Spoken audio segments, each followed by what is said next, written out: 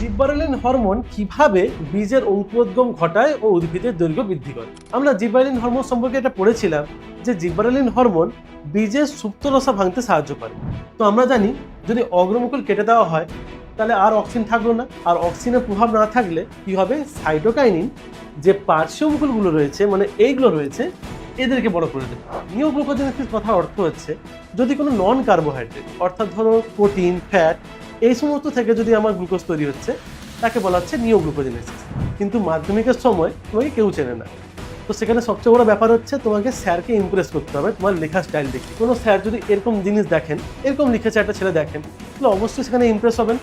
দেখো, যে কোনো হরমোন পড়ার সময় একটা ইজি ট্রিক তোমরা মনে রাখবে, সেটা হচ্ছে তোমাকে আগে মনে রাখতে হবে হরমোনটা অ্যাকচুয়ালি কি করে। হরমোনে অনেক কাজ থাকতে পারে, কিন্তু আসল সেই হরমোনটা কি করতে চাইছে সেটাকে আগে বুঝতে। Hello dear students, welcome to Bong mystery. দেখো, বলতে বলতে তোমাদের ক্লাস 10-এর ফার্স্ট সামেটিভ চলেই এলো, আর মাত্র বলতে গেলে 10 দিনও বাকি নেই যে তোমাদের ফার্স্ট সামেটিভ পরীক্ষা শুরু হতে চলেছে। তো ফার্স্ট সামেটিভ পরীক্ষার আগে আমাদের লাইফ সায়েন্স বিষয়ের যে ইম্পর্টেন্ট পার্টগুলো রয়েছে, যে ইম্পর্টেন্ট টপিকগুলো রয়েছে, তার যে ইম্পর্টেন্ট কোশ্চেন্সগুলো সেগুলো আজকে আলোচনা করা হবে। অর্থাৎ তোমাদের এই পরীক্ষায় কি কি টাইপের কোশ্চেন আসতে পারে সেগুলো আজকে আলোচনা করা হবে।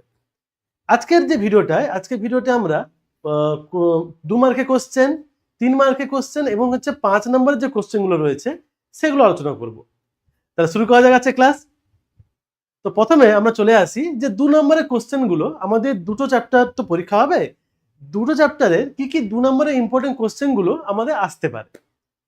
দেখো, আমি এই ভিডিওতে শুধুমাত্র যে কোশ্চেন যে শুধু বলে দেবো সেটা নয়, কোশ্চেনে কিরকম অ্যান্সার লিখতে হবে বা কি অ্যান্সার হতে পারে সেটাও কিন্তু এখানে দেওয়া রয়েছে, তো তোমাদের পড়তেও অনেক সুবিধা হবে।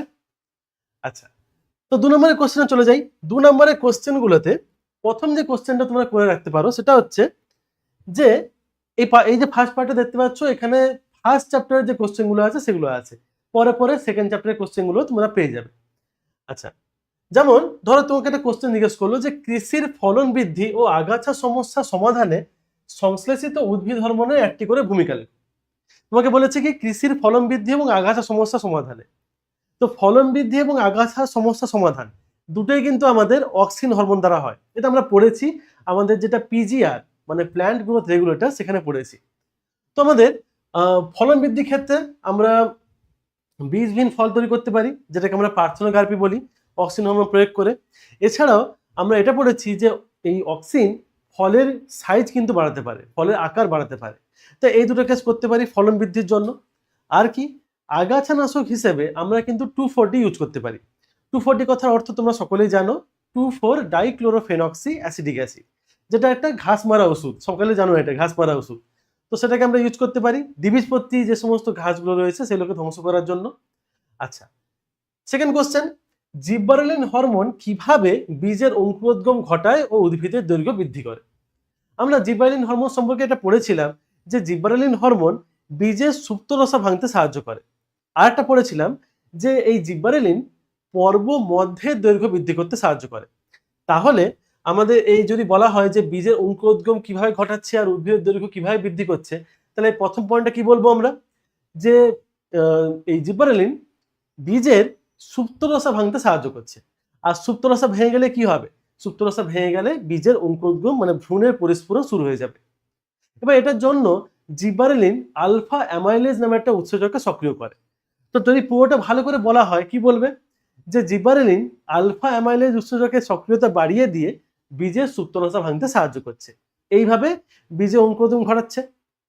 আর যদি বলা হয় উচ্চতা বৃদ্ধি বা দৈর্ঘ্য বৃদ্ধির কথা বলা হচ্ছে, তাহলে এটা বলবে যে জিব্বারেলিন পর্ব মধ্যের দৈর্ঘ্য বৃদ্ধি করে।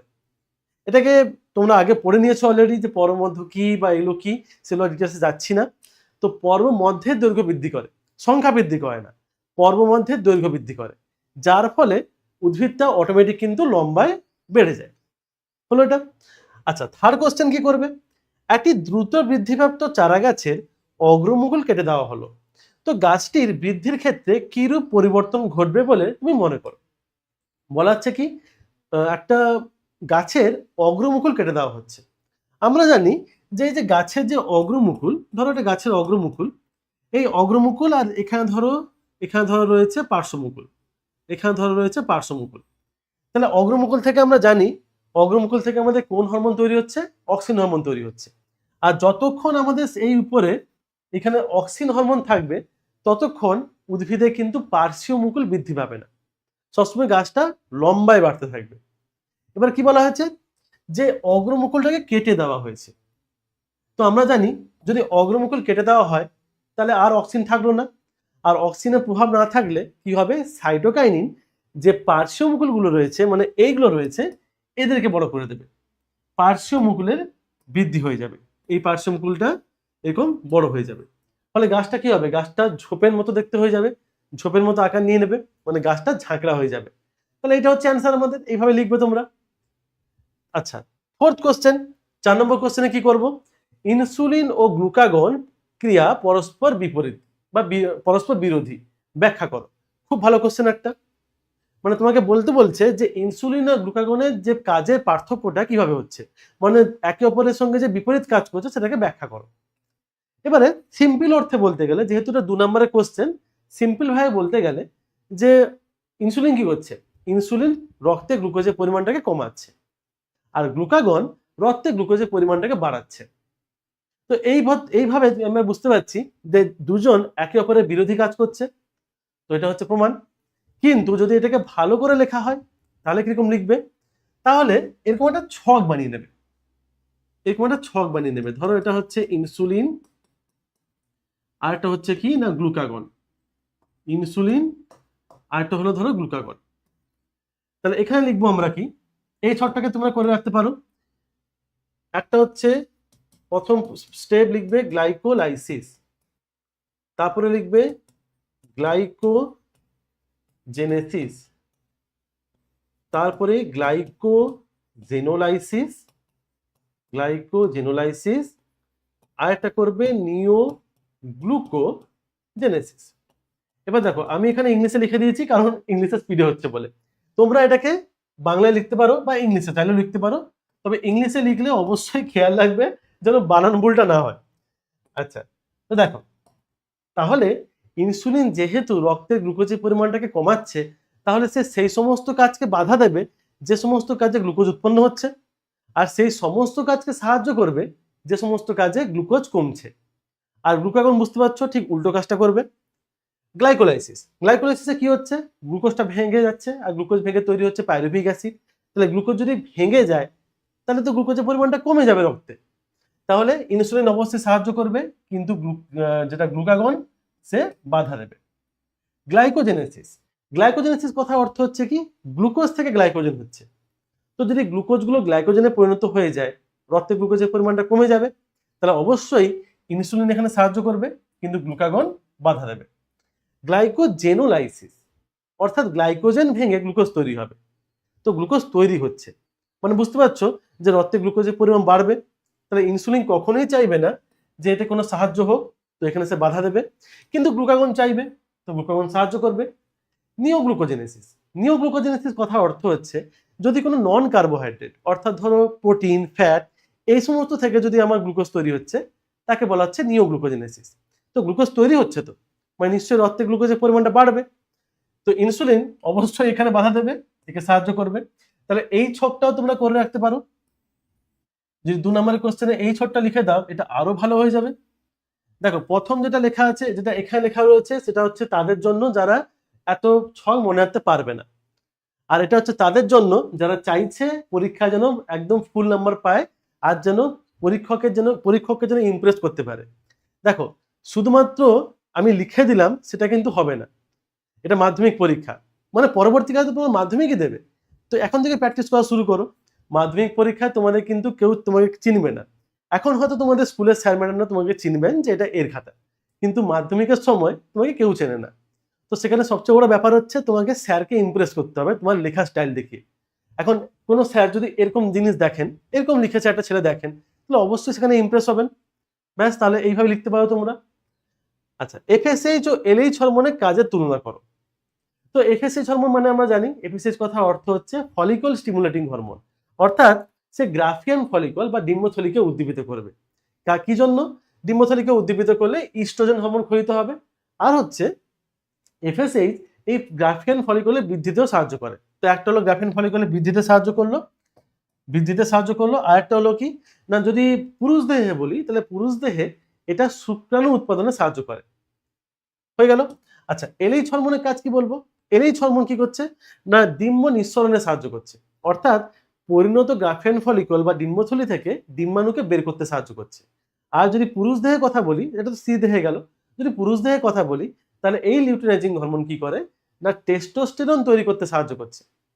আমরা এই হরমোন চ্যাপ্টারে পড়েছি যে এই এলএইচ হরমোনের পুরুষ দেহে যে নামটা রয়েছে সেটা হচ্ছে আইসিএসএইচ, অর্থাৎ ইন্টারস্টিসিয়াল সেল স্টিমুলেটিং হরমোন, যেটা লেডিকের আন্তঃকোষকে উদ্দীপিত করে টেস্টোস্টেরন ক্ষরণে সাহায্য করে। তাহলে এটি হচ্ছে পার্থক্য, এই হচ্ছে আমাদের কাজের পার্থক্য এলএইচ আর এফএসএইচ এর মধ্যে। এবারে হৃৎপিণ্ড এবং লোহিত রক্তকণিকার উপর থাইরক্সিন হরমোনের একটি করে প্রভাব। থাইরক্সিন, দেখো যে কোনো হরমোন পড়ার সময় একটা ইজি ট্রিক তোমরা মনে রাখবে, সেটা হচ্ছে তোমাকে আগে মনে রাখতে হবে হরমোনটা অ্যাকচুয়ালি কি করে। হরমোনে অনেক কাজ থাকতে পারে, কিন্তু আসল সেই হরমোনটা কি করতে চাইছে সেটাকে আগে বুঝো। যেমন ধরো থাইরক্সিন, থাইরক্সিন করতে চাইছে কি, থাইরক্সিন আমাদের দেহে বিএমআর কে বাড়াতে চাইছে। আর বিএমআর বাড়াতে হলে আমাকে কি করতে হবে, বিএমআর জিনিসটা কি, বেসাল মেটাবলিক রেট অর্থাৎ বিপাকীয় হার তোমাকে বাড়াতে হবে। যে খাদ্যবস্তু তাকে জলদি জলদি ভেঙে দিতে হবে। তো তার জন্য অবশ্যই আমাকে অক্সিজেন বেশি চাই, অনেক জলদি অক্সিজেন চাই। তো যদি অক্সিজেনের সাপ্লাইকে বাড়াতে হয় তাহলে অবশ্যই আমাকে রক্তচাপ বাড়াতে হবে। আর রক্তচাপ বাড়াতে হলে আমাকে নিশ্চয়ই বেশি জোরে জোরে হার্ট ব্লাডকে পাম্প করতে হবে। তাহলে হৃৎপিণ্ডের উপর কি প্রভাব পড়লো, হৃৎপিণ্ড জোরে জোরে পাম্প করবে, সিম্পল কথা বলতে গেলে হৃদস্পন্দন বেড়ে যাবে। আর হৃদস্পন্দন বেড়ে গেলে কি হবে, রক্তচাপ বেড়ে যাবে। তাহলে হৃৎপিণ্ডের উপর ক্রিয়া হয়ে গেল। আর লোহিত রক্তকণিকার কি ব্যাপার না, এখন একটা কথা ভাবো, তোমাকে জলদি জলদি অক্সিজেন পৌঁছাতে হবে কোষের মধ্যে, যাতে কোষ সঙ্গে সঙ্গে অক্সিজেনটাকে ইউজ করে খাদ্যকে ভাঙতে পারে। এখন যদি জলদি জলদি অক্সিজেন পৌঁছাতে হয়, বেশি বেশি অক্সিজেনকে পৌঁছাতে হয়, তাহলে বেশি আরবিসি প্রয়োজন। এই বেশি আরবিসি যদি আনতে হয় তাহলে আগে আমাকে আরবিসি কে ক্রমপরিণতি করতে হবে, অর্থাৎ আরবিসি কে ম্যাচিওর করতে হবে। তো থাইরক্সিন আরবিসি উৎপাদনেও সাহায্য করে, প্লাস হচ্ছে আরবিসির ক্রমপরিণতিতে সাহায্য করে। এইটা বেশি করে মনে রাখবে, ক্রমপরিণতিতে সাহায্য করে। ব্যাস, আমাদের কাজ হয়ে গেল। আচ্ছা, ভালো কোশ্চেন কিন্তু এটা। তারপরে এলএইচ ও আইসিএসএইচ মানব দেহে জননগ্রন্থির হরমোন ক্ষরণ নিয়ন্ত্রণ করে, বক্তব্যটির যথার্থতা বিচার করো। তো এলএইচ হরমোন আমরা জানি কি না, এলএইচ হরমোন আমাদের যে গ্রাফিয়ান ফলিকল থেকে ডিম্ব নিঃসরণ ঘটিয়ে গ্রাফিয়ান ফলিকল বা ডিম্বথলিকে কর্পাস লিউটেমে পরিণত করে। কর্পাস লিউটেম কথা অর্থ হচ্ছে পিতগ্রন্থি। এবার পিতগ্রন্থি থেকে একটা হরমোন বেরোয় যার নাম হচ্ছে প্রোজেস্টেরন। তাহলে ইনডাইরেক্টলি এটা বলতে পারছি আমরা যে এলএইচ হরমোন প্রোজেস্টেরন ক্ষরণকে নিয়ন্ত্রণ করছে। কারণ সে যদি ডিম্ব নিঃসরণ না করাতো তাহলে ডিম্বথলি থেকে কখনোই পিতগ্রন্থি তৈরি হতো না, আর পিতগ্রন্থি তৈরি না হলে আমাদের প্রোজেস্টেরন তৈরি হতো না। তাহলে এলএইচ হরমোন প্রোজেস্টেরন ক্ষরণে সাহায্য করাচ্ছে, হয়ে গেল। আর বলেছে কি আইসিএসএইচ কথার অর্থ হচ্ছে ইন্টারস্টিসিয়াল সেল স্টিমুলেটিং হরমোন, অর্থাৎ যেটা লেডিকের আন্তঃকোষকে উদ্দীপিত করে কি ক্ষরণ করার জন্য, টেস্টোস্টেরন ক্ষরণ করার জন্য। তাহলে হয়ে গেল কাজ আমাদের। যেটা আমাদের জিজ্ঞেস করেছিল যে মানব দেহে জননগ্রন্থি হরমোন ক্ষরণ কিভাবে করছে, এই যে হরমোন ক্ষরণ করিয়ে দিল, এলএইচ করিয়ে দিল প্রোজেস্টেরন, আর আইসিএসএইচ করিয়ে দিল টেস্টোস্টেরন। তাহলে বক্তব্য প্রমাণ হয়ে গেল। এবারে ইনসুলিনকে অ্যান্টি কিটোজেনিক হরমোন কেন বলা হয়? আচ্ছা, অ্যান্টি কিটোজেনিক অর্থাৎ যে হরমোন কিটোন বডি উৎপাদনে বাধা দেবে। এখন যখন ফ্যাটের বিটা জারণ ঘটে তখন ফ্যাট থেকে তৈরি হচ্ছে কিটোন বডি। কিটোন বডি মানে বুঝতে পারছো, যার মধ্যে কিটো গ্রুপ রয়েছে। সে অ্যাসিডিক অ্যাসিড হতে পারে, বিটা হাইড্রোক্সি বিউটারিক অ্যাসিড হতে পারে, না হলে অ্যাসিটোন হতে পারে, তিনটা আমাদের রয়েছে। এবার যেহেতু আমার ইনসুলিনের কাজ হচ্ছে কি গ্লুকোজ যেন না তৈরি হয়, আর গ্লুকোজ তৈরি করানোর জন্য ফ্যাট কিন্তু উপস্থিত রয়েছে, যেটা আমরা এক্ষুনি পড়ছিলাম নিওগ্লুকোজেনেসিস। তাহলে যখন ইনসুলিন নিওগ্লুকোজেনেসিসকে বাধা দিচ্ছে, মানে বুঝতে পারছি ফ্যাটের জারণকে বাধা দিচ্ছে, মানে ফ্যাটের ভাঙনকে বাধা দিচ্ছে। আর ফ্যাট যদি নাই ভাঙলো তাহলে আমার কিটোন বডি তৈরি হবে কোত্থেকে? তাহলে ইনসুলিন ইনডাইরেক্টলি কিটোন বডি উৎপাদনকে বাধা দিল। সেই কারণে আমরা ইনসুলিনকে বলছি কি অ্যান্টি কিটোজেনিক হরমোন। বোঝা গেল? খুব ইম্পর্টেন্ট কোশ্চেন আমাদের কাছে আছে এটা, যে অ্যান্টি কিটোজেনিক হরমোন কেন বলা হয়। আরও একটা তোমরা করে রাখতে পারো যেটা এখানে দেওয়া নেই, সেটা হচ্ছে ইনসুলিনকে অ্যান্টি ডায়াবেটিক হরমোন কেন বলে? বুঝতে পারছো কেন বলছে? কারণ রক্তে শর্করার পরিমাণটাকে কমাচ্ছে, আর কমালে আমাদের ডায়াবেটিস হবে না, তাহলে অ্যান্টি ডায়াবেটিক হরমোন। আবার তোমাদের জিজ্ঞেস করে যে ইনসুলিনকে হাইপোগ্লাইসেমিক হরমোন কেন বলে? হাইপো কথা অর্থ হচ্ছে কমিয়ে দেওয়া, আর গ্লাইসেমিয়া কথা অর্থ হচ্ছে গ্লাইসেমিয়া কথা অর্থ হচ্ছে কি রক্তে শর্করা। তাহলে হাইপোগ্লাইসেমিয়া মানে কি হলো? রক্তে শর্করা কমানো। তো সেই জন্য বলা হচ্ছে হাইপোগ্লাইসেমিক হরমোন। এই তো হয়ে গেল। আচ্ছা, অগ্ন্যাশয়কে মিশ্র গ্রন্থি কেন বলা হয়? খুব ইম্পর্টেন্ট কোশ্চেন, ক্লাস 9 থেকে হয়ে আসছে। মিশ্র গ্রন্থি, মিশ্র গ্রন্থি কথা অর্থ কি? যে গ্রন্থির মধ্যে বহিঃক্ষরা পাটও থাকবে, আবার অন্তঃক্ষরা পাটও থাকবে। তাহলে তুমি এটাকে এভাবেও লিখতে পারো, আর যেভাবে তোমাকে ছক করে দেখিয়ে দিচ্ছি সেভাবেও কিন্তু তোমরা লিখতে পারো। দেখো, ধরো অগ্ন্যাশয়, অগ্ন্যাশয়। এবারে অগ্ন্যাশয়ের মধ্যে আমাদের দুটো পার্ট পাবো আমরা। অগ্ন্যাশয়ের মধ্যে আমরা দুটো পার্ট পাবো, একটা হচ্ছে বহিঃক্ষরা পার্ট, একটা হচ্ছে অন্তঃক্ষরা পার্ট। বহিঃক্ষরা আর একটা হচ্ছে অন্তঃক্ষরা। বহিঃক্ষরা অন্তঃক্ষরা। তাহলে বহিঃক্ষরা পার্ট থেকে বহিঃক্ষরা পার্টকে আমরা বলি কি? বহিঃক্ষরা পার্টকে আমরা বলি অ্যাসিনাস বা অ্যাসিনি বলতে পারি। আর অন্তঃক্ষরা পার্টকে আমরা বলি islets of Langerhans. Islets of Langerhans. Okay, islets of Langerhans. এবারে আমরা জানি যে এই অ্যাসিনাস থেকে কি তৈরি হয় না, উৎসেচক ক্ষরণ হয়।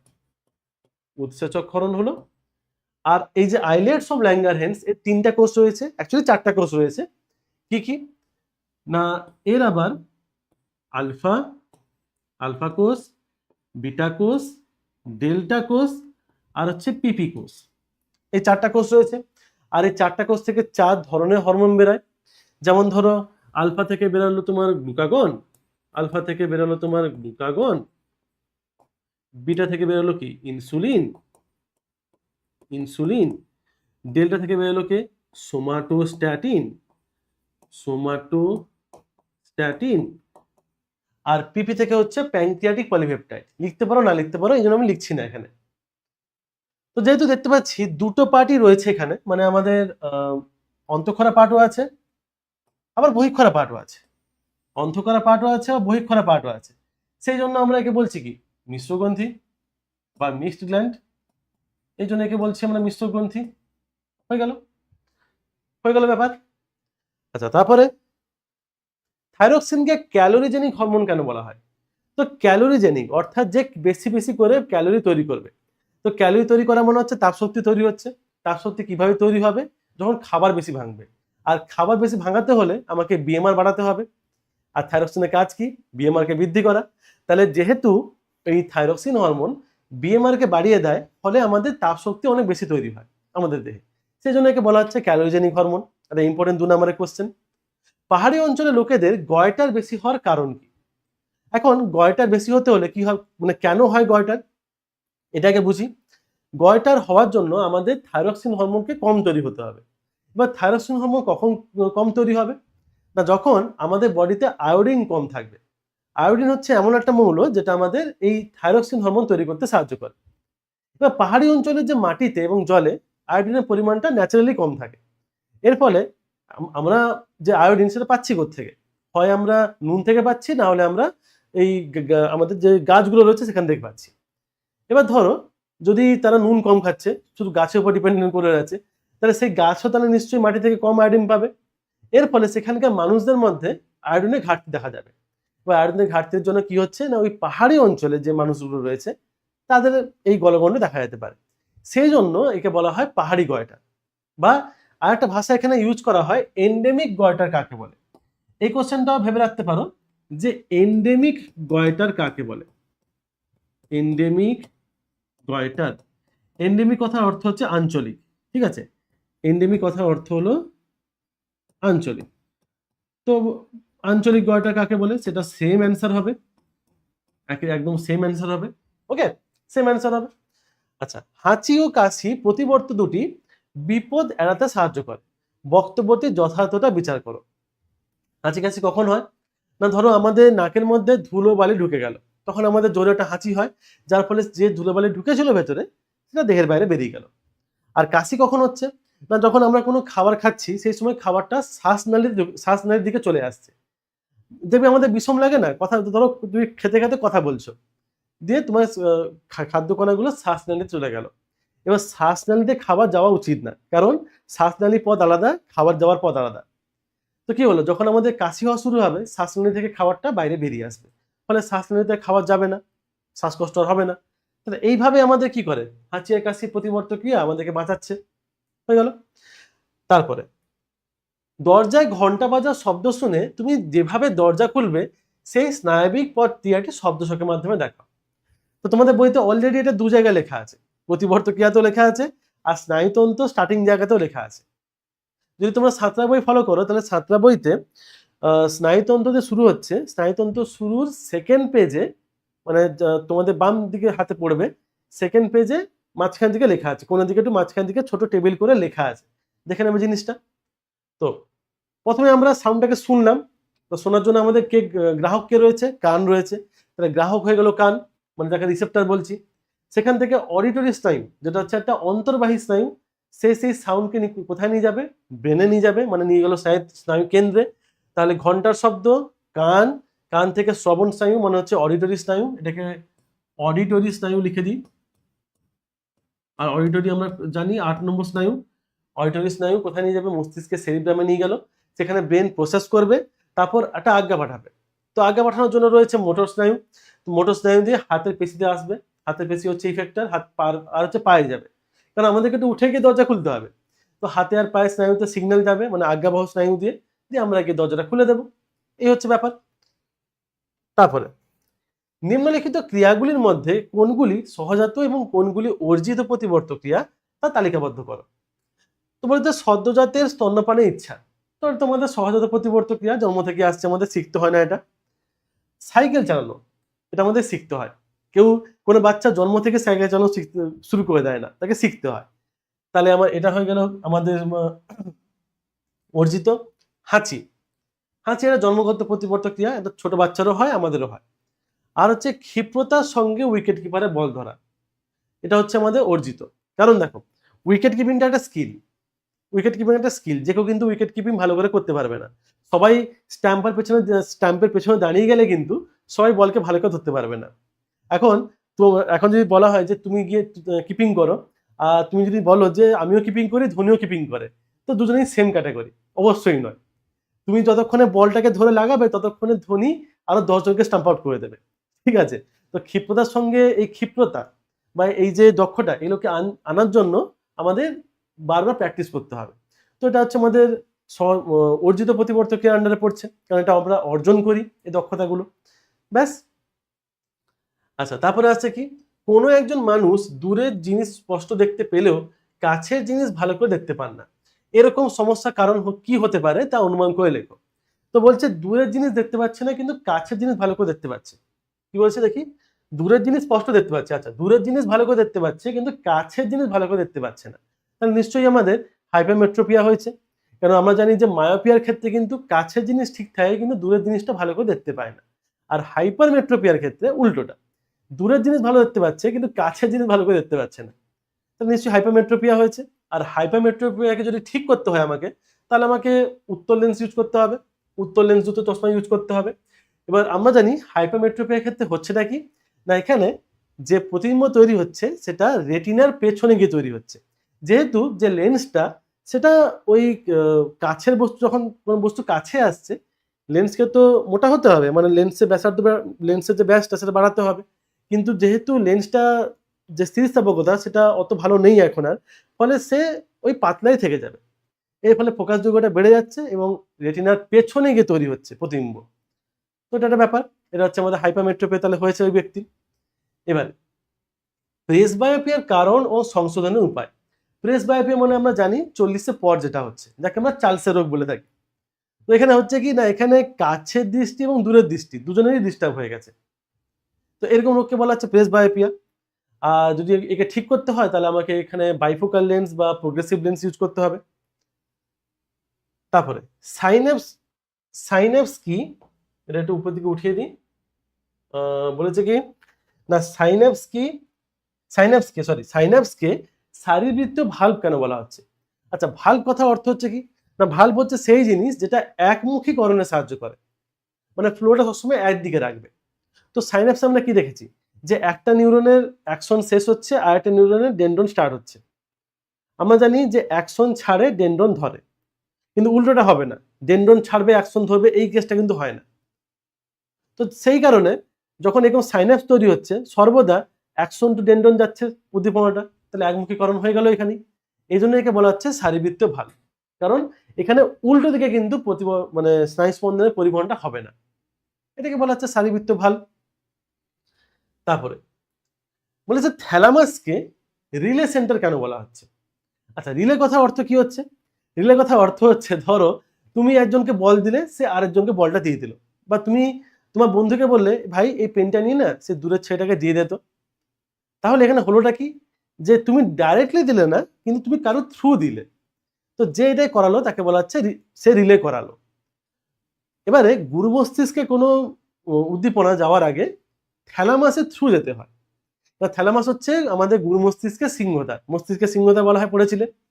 তো সেই কারণে কি হচ্ছে না, একমাত্র ঘ্রাণ বাদে মানে স্মেল বাদে বাকি যে উদ্দীপনাগুলো সেগুলোকে যেতে হলে থ্যালামাসের থ্রু যেতে হবে।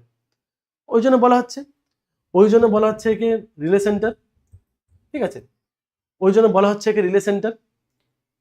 তারপরে বলে যে সুষুম্না শীর্ষক বা মেডুলা অবলাঙ্গাটার কাজ লেখো। খুব ভালো কোশ্চেন এটা। মেডুলা অবলাঙ্গাটা বা সুষুম্না শীর্ষকের অনেকগুলো কাজ রয়েছে। যেমন ধরো এ হচ্ছে ঘর্ম নিঃসরণ কেন্দ্র, খাদ্য গলার্ধকরণ কেন্দ্র, বমন কেন্দ্র হতে পারে, আমাদের শ্বাসক্রিয়া কেন্দ্র হতে পারে। তাহলে এতগুলো কাজ হতে পারে আমাদের এই সুষুম্না শীর্ষক যে কাজগুলো করছে। আচ্ছা, কোনো একজন ব্যক্তি রাস্তায় চলাচল করার সময় কিভাবে উপযোজন প্রক্রিয়া সম্পন্ন করবেন? দেখো, রাস্তায় চলছেন, তো রাস্তায় চলার সময় মানে আলো আছে কি অন্ধকার আছে, সেখানে আমাদের রড কোষা কোন কোষ কাজ করছে। তারপর হচ্ছে তিনি যে রাস্তায় যাচ্ছেন সেই রাস্তার সামনে কোনো গাছ আছে নাকি, কোনো গাড়ি আসছে নাকি, সেটা গাড়িটা কত দূর থেকে আসছে, সেই সব জিনিসগুলোকে ম্যাচ করার জন্য আমাদের লেন্সে চেঞ্জ হচ্ছে। তো এটা একটা উপযোজন হতে পারে। আর কি বলতে পারি না, যে কোনো গাড়ি যে আসছে বা কোনো সাইকেল আসছে বা কোনো বাইক আসছে, আমাকে যে সরে যেতে হবে, তো সেটা একটা চেঞ্জ হচ্ছে আমাদের ব্রেনের মধ্যে, সেই ডিসিশনটা নিচ্ছে আমাদের ব্রেন, তো সেখানে একটা উপযোজন হতে পারে। তাহলে এরকম চেঞ্জগুলো হচ্ছে আমাদের। আচ্ছা, হাইপোথ্যালামাসের অবস্থান ও কাজ লেখো। তো হাইপোথ্যালামাস মানে থ্যালামাসের নিচে, তো থ্যালামাসের নিচে অবস্থান করে হাইপোথ্যালামাস। আর যদি কাজ বলা হয়, কাজ তো অনেক আছে হাইপোথ্যালামাসে। যেমন প্রথম কাজ আমাদের করতে হবে, হাইপোথ্যালামাস আমাদের সুপ্রিম কমান্ডার, মানে হরমোন ক্ষরণে সুপ্রিম কমান্ডার হিসেবে কাজ করে, কারণ সেই সিগন্যাল পাঠালে পিটুইটারিকে, তারপরে পিটুইটারি হরমোন ক্ষরণ করায়। এক হলো। দুই হবে কি না, আমাদের ক্ষুধা এবং তৃষ্ণা কেন্দ্র, এটাও কিন্তু হাইপোথ্যালামাস। তিন হবে কি না, আমাদের এই সমবেদী এবং পরাসমবেদী এই স্নায়ুতন্ত্রের সৃষ্টি হয়, এখান থেকে এই হাইপোথ্যালামাস থেকে সৃষ্টি হয়, এই কন্ট্রোল করে। এটা একটা হলো। আমাদের আবেগ নিয়ন্ত্রণ করতে পারে হাইপোথ্যালামাস।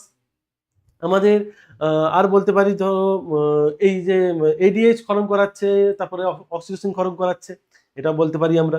তাহলে এগুলোই হাইপোথ্যালামাসের কাজ। দৈহিক উষ্ণতা নিয়ন্ত্রণ করছে হাইপোথ্যালামাস, যেটা ইম্পর্টেন্ট কোশ্চেন, মানে ইম্পর্টেন্ট একটা লাইন, যে দেহের উষ্ণতা নিয়ন্ত্রণ করে।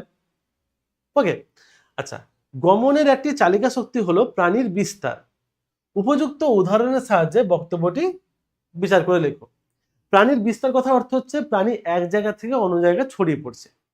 তো বুঝতে পারছি যে আমাকে যদি একটা অঞ্চল থেকে অন্য অঞ্চলে ছড়াতে হয়, তাহলে আমি তো এক জায়গায় দাঁড়িয়ে থাকলে হবে না, সেটা আমাকে সেই জায়গা থেকে সেই জায়গায় পৌঁছাতে হবে। তো পৌঁছানোর জন্য আমাদেরকে হাঁটতে হবে। তো তুমি হাঁটো, তুমি বাইকে করে যাও, মোটামুটি গমন তো হচ্ছে। তো এখানে প্রাণী বলা হয়েছে মানে শুধুমাত্র মানুষ ভাববো না, এখানে কুকুর বিড়াল তাদের কথা বলা হচ্ছে। তো কুকুর বিড়াল তো বাইক চালিয়ে যাবে না, তাদেরকে হেঁটে হেঁটে যেতে হবে, তাহলে গমন করতে হবে। তাহলে এটাই হচ্ছে, তাহলে বিস্তার করার জন্য আমাদের গমন করতে হয়। এবার সেম কোশ্চেন তোমাদের আবার আলাদা স্টাইলে দিতে পারে, যেটা হচ্ছে গমনের চালিকা শক্তি হলো প্রজনন। উদাহরণ সাথে দেখাও, এটা পরের দিকে পেয়ে যাবে। আবার ফ্লেক্সর এক্সটেনসর পেশির কার্যপদ্ধতি পরস্পর বিপরীতধর্মী, এটা একটি উদাহরণের সাথে দেখাও। দেখো, ফ্লেক্সর মানে কোনটা? ফ্লেক্সর মানে হচ্ছে যে পেশি দুটো অস্থিকে কাছে আনবে। যেমন ধরো আমাদের বাইসেপস কি করছে, আমাদের এই যে হিউমেরাস আর হচ্ছে রেডিয়াস আনলা, এই দুটোকে কাছে আনছে। তো একে বলা হচ্ছে ফ্লেক্সার। আর উল্টো দিকে আমাদের এখানে রয়েছে ট্রাইসেপস পেশি। ট্রাইসেপস কি করছে, এই দুটো অস্থিকে দূরে নিয়ে যাচ্ছে। তাহলে বুঝতে পারছি ফ্লেক্সার কাছে আনছে, এক্সটেন্সার দূরে নিয়ে যাচ্ছে। তো হয়ে গেল বিপরীত কাজ। এই যে এরকম করে দেখাবে, হয়ে গেল বিপরীত কাজ। তারপরে চলন ছাড়া গমন সম্ভব নয়, তা ব্যাখ্যা করো। একটা ভালো কোশ্চেন আমাদের 2 নম্বরে। একটা কথা ভাবো, চলন কথার অর্থ কি? চলন কথার অর্থ হচ্ছে যদি কোনো প্রাণী বা কোনো জীব স্থান পরিবর্তন না করে অঙ্গ প্রত্যঙ্গ সঞ্চালন করছে। ধরো আমি এখানে দাঁড়িয়ে আছি, আমি স্থান পরিবর্তন করছি না, কিন্তু তোমাদের সঙ্গে একটু হাত নাড়িয়ে মাথা নাড়িয়ে কথা বলছি, তাহলে এটা হচ্ছে আমার চলন বা মুভমেন্ট হচ্ছে আমার। কিন্তু আমি যদি এখন এই চলন করতে করতে যদি আমি এক স্থান থেকে অন্য স্থানে এরকম স্থান পরিবর্তন করছি, তাহলে এখন করছি আমি গমন। এখন ভাবো, এই গমন করার জন্য আমাকে তোমার পা ইউজ করতে হচ্ছে, আমাকে আমার হাত ইউজ করতে হচ্ছে। টেকনিক্যালি হাত ইউজ করি না, আমরা এইভাবে চলতে পারি, কিন্তু যখন আমরা হাঁটি দেখবে এইভাবে হাঁটি, আর পাও চলে সেভাবে। তো যদি পা যদি না হতো, পায়ের যদি মুভমেন্ট বা চলন না হতো, তাহলে আমরা গমন করতাম কি করে? তাহলে সেই জন্য বলা হচ্ছে কি চলন ছাড়া গমন পসিবল না। এবার তুমি তর্কের খাতিরে বলতে পারো যে স্যার আমি যদি কারোর বাইকে বসে যাই তাহলে কি হবে? তো সেটা একটা আলাদা কথা, সেখানে ওটা তো আর্টিফিশিয়াল জিনিস হয়ে গেল। কিন্তু যখন কোনো প্রাণীকে নিজে থেকে গমন করতে হচ্ছে, তো তাকে কিন্তু এখানে চলন করতেই হবে। ঠিক আছে। আচ্ছা, মানুষের গমনে লঘু মস্তিষ্ক এবং অন্তঃকরণের ভূমিকা লেখো। তো লঘু মস্তিষ্ক আমরা জানি যে মানুষের চলনে লঘু মস্তিষ্ক ব্যালেন্স করতে হেল্প করছে। লঘু মস্তিষ্ক ব্যালেন্স করতে হেল্প করে, সারাক্ষণ সিগন্যাল পাঠায় আমাদের গুরু মস্তিষ্ককে। আর যেটা আমাদের অন্তঃকর্ণ, সেও কিন্তু আমাদের ব্যালেন্স করতে হেল্প করে। এই যে আমাদের অন্তঃকর্ণের মধ্যে বিভিন্ন তরলগুলো রয়েছে, এন্ডোলিম, পেরিলিম, এই সমস্ত তরলগুলো কি করে ব্যালেন্স করতে হেল্প করে। আর লঘু মস্তিষ্কের আর একটা কাজও হচ্ছে, এ পেশির সঞ্চালনকেও কিন্তু নিয়ন্ত্রণ করতে পারে। পেশিটা নিয়ন্ত্রণ করে, পেশির সঞ্চালনকে নিয়ন্ত্রণ করে, প্লাস হচ্ছে দেহের ভারসাম্য নিয়ন্ত্রণ করে। তাহলে এগুলো হচ্ছে আমাদের ব্যাপার, মানে লঘু মস্তিষ্ক আর অন্তঃকর্ণের ভূমিকা। গমনের একটি চালিকা শক্তি হলো প্রজননিক কাজ। এই যে বলছিলাম যেটা, এটা কিন্তু মাধ্যমিকেও এসেছিল মনে হয়, যদি সম্ভব মাধ্যমিকে এসেছিল, মানে এবারে আগের মাধ্যমিকে নয়, আগে মাধ্যমিকে এসেছিল, তার আগে মাধ্যমিকে এসেছিল। দুটি উদাহরণের সাহায্যে দেখাও। এবার উদাহরণের সাহায্যে তুমি দুটো করতে পারো, হয় এখানে যেটা লেখা রয়েছে স্যালমন মাছ, ইল মাছ, না তুমি করতে পারো ইলিশ মাছ আর কচ্ছপ। তো প্রজনন মানে কি? সংখ্যা বৃদ্ধি করতে যাবে সে। তো সংখ্যা বৃদ্ধি করার জন্য কি করে প্রাণীরা, কি করে একটা জায়গা থেকে অন্য জায়গায় যায় সঙ্গী খোঁজার জন্য এবং ডিম পাড়ার জন্য। তো ধরো কোনো সামুদ্রিক মাছ সে নদীর দিকে আসছে বা স্থলে আসছে, কোনো কোনো সামুদ্রিক জীব ডিম পাড়ার জন্য, তাহলে সেটা হয়ে গেল তার গমন। এটা হচ্ছে আমাদের প্রজনন করার জন্য গমন হলো। আচ্ছা, তারপর হচ্ছে কি মিওসিস কোষ বিভাজনকে হ্রাস বিভাজন বা হেটেরোটাইপিক বিভাজন কেন বলা হয়? আমরা জানি যখন মিওসিস হয়, ধরো এটা হচ্ছে একটা জনিত্রী কোষ 2A, যখন মিওসিস হয় আমরা জানি পরপর দুবার বিভক্ত হয় কোষটা, দিয়ে 4টা কোষ তৈরি হয়, 4টা কোষ তৈরি হয়। কিন্তু যে ক্রোমোজোম সংখ্যা হবে সেটা কিন্তু জনিত্রী কোষের হাফ হয়ে যাবে। যেহেতু দেখতে পাচ্ছি ক্রোমোজোম সংখ্যা হ্রাস পাচ্ছে বা কমে যাচ্ছে বা অর্ধেক হচ্ছে, সেই কারণে একে আমরা বলছি হ্রাস বিভাজন। সেই জন্য মিওসিসকে বলা হয় হ্রাস বিভাজন। বোঝা গেল? এরপরে বলেছে কোষ চক্রের দশাগুলি একটি সারণী বা পর্যায় চিত্রের সাহায্যে দেখাও। তো পর্যায় চিত্র কিভাবে দেখাবে? ধরো এরকম কোষ চক্র, কোষ চক্র করলে আমরা জানি কোষ চক্রের দুটো পার্ট হয়, একটা হচ্ছে ইন্টারফেজ, একটা হচ্ছে মাইটোটিক ফেজ। তো করে দেবো এখানে, একটা হচ্ছে ইন্টারফেজ আর একটা হচ্ছে কি mitotic phase. Interphase, mitotic phase. ইন্টারফেজকে আমরা 3 ভাগে ভাগ করছি, G1 S আর হচ্ছে G2। আর মাইটোটিক ফেজকে আমরা 2 ভাগে ভাগ করি, একটা হচ্ছে নিউক্লিয় বিভাজন, একটা হচ্ছে সাইটোপ্লাজমের বিভাজন। তাহলে একটাকে বলবো আমরা ক্যারিওকাইনেসিস, আমি এটা ইংলিশে লিখছি, তোমরা এটা বাংলায় ট্রান্সলেট করে নেবে, ক্যারিওকাইনেসিস। আর একটা হচ্ছে সাইটোকাইনেসিস, ক্যারিওকাইনেসিস, সাইটোকাইনেসিস। ক্যারিওকাইনেসিসকে আমরা আবার 4 ভাগে ভাগ করব, আমরা পড়ে নিয়েছি অলরেডি এটা, প্রোফেজ, মেটাফেজ, অ্যানাফেজ, টেলোফেজ, মানে হচ্ছে পিএমএটি। তাহলে prophase, metaphase, prophase, metaphase, prophase, তারপর হচ্ছে মেটাফেজ, তারপর হচ্ছে অ্যানাফেজ, তারপর হচ্ছে অ্যানাফেজ, প্রোফেজ, মেটা, এক সেকেন্ড এটা মুছে দিই, প্রোফেজ, মেটাফেজ, অ্যানাফেজ আর হচ্ছে টেলোফেজ। ব্যাস, এইটা হচ্ছে সেই শব্দ ছক, এইটা হচ্ছে সেই শব্দ ছকটা, আমাদের কোষ চক্রের শব্দ ছক হয়ে গেল। এই হচ্ছে শব্দ ছক, আর কি ইজি জিনিস, একদম একদম ইজি জিনিস হয়ে গেল। তারপরে প্রদত্ত বৈশিষ্ট্যের ভিত্তিতে মাইটোসিস ও মিওসিস কোষ বিভাজনের পার্থক্য নিরূপণ করো। বলে তো সম্পাদনার স্থান এবং ক্রোমোজোমের বিভাজনের প্রকৃতি তোমাদের কিন্তু এইভাবে উল্লেখ করে দেবে যে কার ভিত্তিতে তোমাকে পার্থক্য লিখতে হবে। তো বলেছে সম্পাদনার স্থান। মাইটোসিস কোথায় হয়? মাইটোসিস আমরা জানি দেহকোষে ঘটে। আর মিওসিস কোথায় হয়? মিওসিস ঘটে জনন মাতৃকোষে ঘটে। তাহলে হয়ে গেল, এখানে জনন মাতৃকোষ করে দেওয়াটা বেশি ভালো হবে। আর বলেছে ক্রোমোজোমের বিভাজনের প্রকৃতি। তো মাইটোসিসের ক্ষেত্রে কি হচ্ছে? মাইটোসিসে সমবিভাজন, মানে জনিত্রী যা হবে অপত্য তাই ক্রোমোজোম হবে, 2n2n থাকবে। আর মিওসিসের ক্ষেত্রে কি হচ্ছে? মিওসিসের ক্ষেত্রে অর্ধেক হয়ে যাবে, হাফ হয়ে যাবে, তো হচ্ছে হ্রাস বিভাজন। আচ্ছা, প্রদত্ত বিষয়ের উপর ভিত্তি করে ট্রপিক চলন ও ট্যাকটিক চলনের পার্থক্য চেয়েছে। কি কি বলেছে না, উদ্দীপকের প্রভাব ও হরমোনের ভূমিকা। উদ্দীপকের প্রভাব কি বলবে না, যখন ট্রপিক চলন হচ্ছে তখন দিক নির্ণীত চলন, মানে উদ্দীপকের দিকের উপর ডিপেন্ড করছে। আর ট্যাকটিক চলনের ক্ষেত্রে যেটা তীব্রতা, উদ্দীপকের তীব্রতা বলতে যেদিকে বলতে পারি যেই থেকে উদ্দীপকটা আসছে সেই দিকে সামগ্রিক জীবদেহের চলন, পুরো দেহে চলন ঘটছে, সম্পূর্ণ জীবটাই স্থান পরিবর্তন করে দিচ্ছে, তো হচ্ছে ট্যাকটিক চলন। আর বলেছে কি হরমোনের ভূমিকা। ট্রপিক চলনে আমরা জানি কি, ট্রপিক চলনে আমাদের অক্সিন হরমোন সাহায্য করে, কিন্তু ট্যাকটিক চলনে এমন কোনো হরমোন সাহায্য করে না। এটা হচ্ছে পার্থক্য হয়ে গেল আমাদের। এবারে একটি একটি কৃত্রিম অক্সিন হরমোনের নাম লেখো এবং কৃষিতে তার ভূমিকা লেখো। সে একই রকম টাইপের কোশ্চেনটা চলে এলো, কিন্তু একই কোশ্চেন নয়। আচ্ছা, কৃষিতে বলেছে কি না, একটি কৃত্রিম অক্সিন হরমোনের নাম লেখো, কৃষিতে ভূমিকা। তো কৃত্রিম অক্সিন হরমোনের নাম কি বলবে? 2,4-D বলে দেবে। আর 2,4-D কি করছে? 2,4-D আমাদের ঘাস মারা ওষুধ হিসেবে কাজ করে, অর্থাৎ আগাছানাশক হিসেবে কাজ করছে। দ্বিবীজপত্রী আগাছা যেগুলো রয়েছে সেগুলোকে ধ্বংস করতে সাহায্য করছে। উদ্ভিদের ফটোট্রপিক ও জিওট্রপিক চলন নিয়ন্ত্রণে অক্সিন হরমোনের ভূমিকা লেখো। বেশ বড় কোশ্চেন, তো আমি সাজেস্ট করবো যখন এরকম টাইপের কোশ্চেন থাকবে আর তোমার কাছে অপশন থাকবে, তুমি কিন্তু অন্য অপশন চয়েস করবে। কারণটা হচ্ছে এটা একটু টাইম টেকিং, মানে লেখার সময় টাইম লাগবে। তো কেন তুমি 2 নম্বরে এত বেশি টাইম দিতে যাবে? যদি দেখছো এটা 3 নম্বরের কোশ্চেনে দিয়েছে তখন তুমি এটাকে লিখবে অবশ্যই, কিন্তু 2 নম্বরের কোশ্চেন হলে এই টাইপের কোশ্চেনগুলোকে একটু অ্যাভয়েড করার চেষ্টা করবে। দেখো, তোমাকে কিন্তু কোশ্চেন চয়েস করাও শিখতে হবে, যে তুমি কোন কোশ্চেনগুলোকে টাইমের মধ্যে লিখতে পারছো। তুমি হয়তো সমস্ত কোশ্চেন লিখতে পারছো, এমন কোশ্চেন পেপার পেয়েছো তোমার সবকিছু কোশ্চেন লেগে গেছে, কিন্তু তার মধ্যে তোমাকে চয়েস করতে হবে যে কোন কোশ্চেনটা তুমি সময়ের মধ্যে লিখতে পারবে। না হলে এমন হলো তুমি জোসে জোসে সমস্ত কিছু লিখতে গেলে যে শেষ মুহূর্তে টাইমই পেলে না। তো সেই জন্য এই টাইপের কোশ্চেনগুলোকে একটু অ্যাভয়েড করবে। তো সিম্পল অর্থে বলতে গেলে কি, ট্রপিক চলন কি করে সাহায্য করছে না, অক্সিন হরমোন আলো, যখন বেশি আলো পড়ে তখন কম সংশ্লেষ ঘটে, আর যখন কম আলো থাকে তখন বেশি সংশ্লেষ ঘটে। তো সেইভাবেই আমাদের যে কাণ্ডগুলো আলোর দিকে বাঁকতে থাকে, আলোর দিকে বাঁকতে থাকে। মানে যেহেতু আলোটা, ধরো এইটা হচ্ছে আমাদের কাণ্ড, এদিকে বেশি আলো পড়ছে তো এদিকে অক্সিজেনের ক্ষরণটা কম হচ্ছে, এদিকে কম আলো পড়ছে তো এদিকে অক্সিজেনের ক্ষরণটা বেশি হচ্ছে, অক্সিজেন এখানে বৃদ্ধি বাড়াচ্ছে, ফলে কাণ্ড এরকম বেঁকে যাচ্ছে।